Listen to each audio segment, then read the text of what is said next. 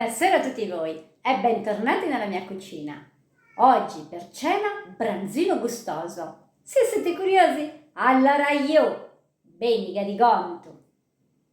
Utilizzo un branzino a cui ho tolto le viscere e la testa. L'ho messo in una casserolina con dell'olio, un fondo d'olio. Aggiungerò poi adesso i cipollotti tritati, questi sono 5 freschi, un bel po' di pomodorini. Inizio facendo rosolare la mia spigoletta, il mio branzino.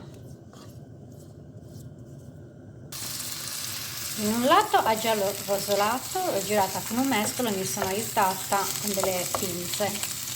Adesso che ho rosolato da entrambi i lati, aggiungo la cipolla. Eccola qui.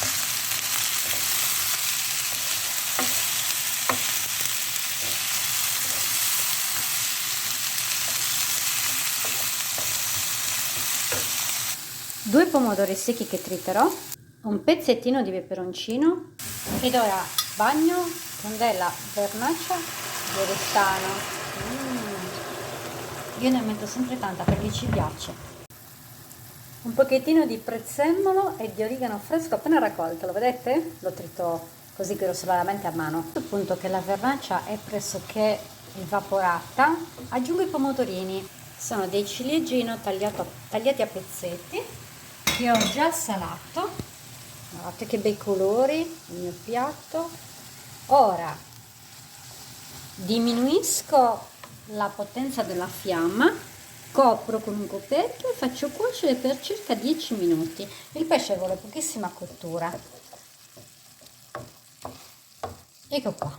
Adesso stuferanno i pomodorini e poi vi mostrerò il piatto finito.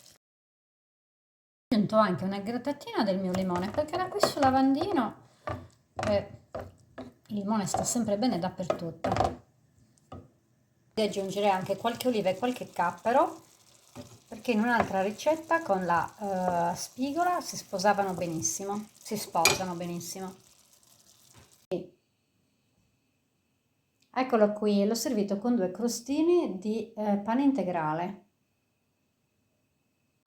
Mario promuove il piatto, dice che è piccantino al punto giusto, molto gustoso. Evviva! Se la ricetta vi è piaciuta, mettete un mi piace o un cuoricino e condividete. Ciao!